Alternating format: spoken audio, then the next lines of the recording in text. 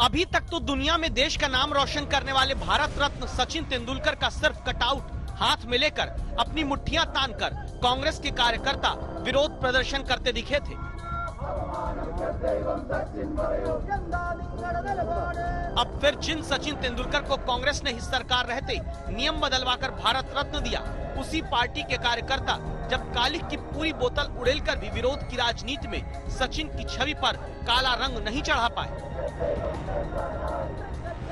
तो अब सबसे बड़ी खबर यह है कि ग्रेटा थनबर्ग, रिहाना जैसे विदेशियों के भारत के अंदरूनी मामले में दखल देने के खिलाफ देश के साथ एकजुटता दिखाने वाले सचिन तेंदुलकर, लता मंगेशकर, अक्षय कुमार, साइना नेहवाल, कंगना रनौत, विराट कोहली, अजय देवगन, सुनील शेट्टी के सोशल मीडिया पोस्ट की जांच महाराष्ट्र की शिवसेना कांग्रेस एनसीपी की सरकार कराने जा रही है।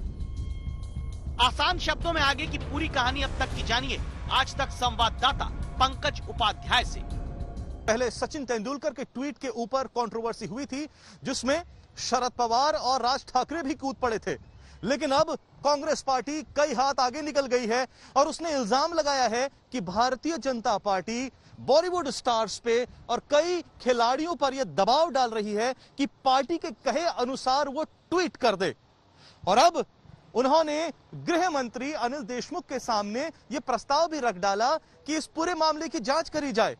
अब दिलचस्प बात तो यह है कि अनिल देशमुख, महाराष्ट्र के गृह मंत्री, जो कि कोरोना के कारण क्वारंटीन में हैं, उन्होंने फिर भी जूम कॉल के जरिए एक सेशन अटेंड किया और पूरी बात सुनने के बाद यह फैसला सुना डाला कि महाराष्ट्र की इंटेलिजेंस एजेंसी अब यह पता लगाएगी कि अब भारतीय जनता पार्टी वाकई बॉलीवुड सितारों पर और अन्य खिलाड़ियों पर ऐसा करने के लिए दबाव बना रही है।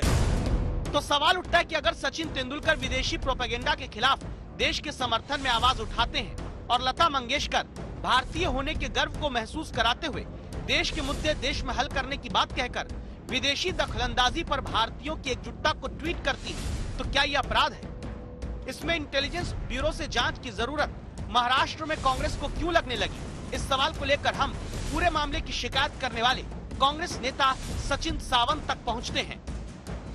कुछ सेलिब्रिटीज के ट्वीट्स जो आए, तो कोई व्यक्तिगत स्तर पर कोई टिप्पणी देता है, कोई सेलिब्रिटी भी हो, उसको अधिकार है, तो उसमें कोई आपत्ति होने की बात नहीं है।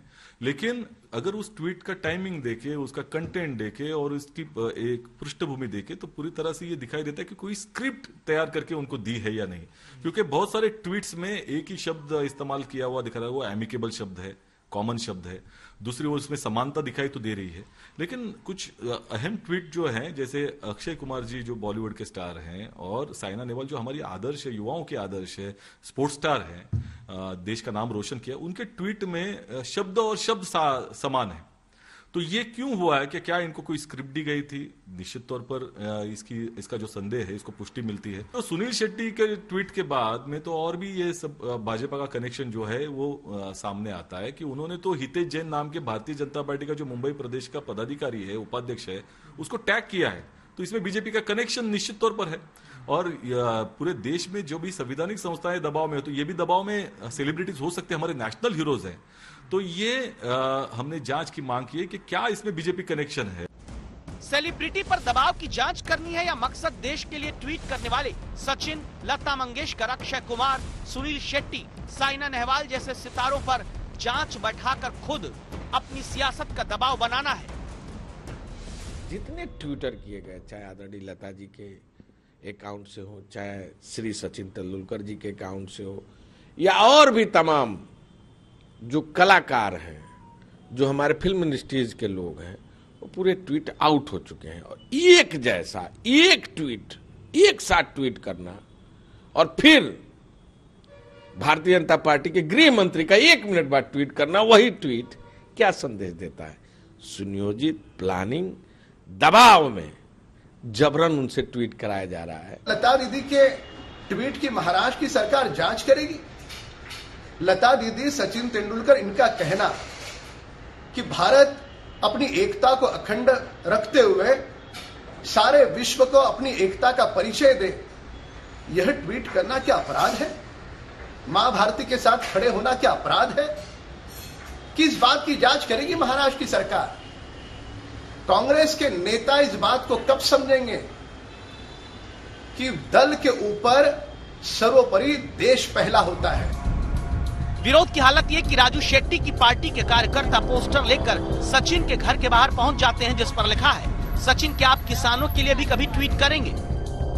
देश में ये पक्का पहला मामला होगा जहां देश के विरोध नहीं बल्कि देश के समर्थन में आवाज उठाने वालों पर दबाव की जांच कोई सरकार कराने जा रही है। रिहाना जैसे लोगों ने $2.5 मिलियन मतलब इतने करोड़ रुपया लेकर ट्वीट किया है, तो ऐसे समय पर इन लोगों की क्या साठगांठ है, उसकी जांच एनआईए को जरूर करनी चाहिए कि देश के अंदर ही जो जयचंद हैं, जो मीर जाफर हैं, वो कौन कौन है, उसकी जांच जरूर होनी चाहिए।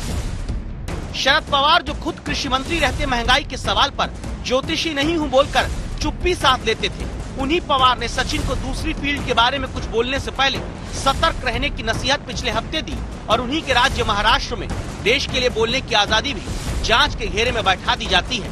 ऐसा क्यों?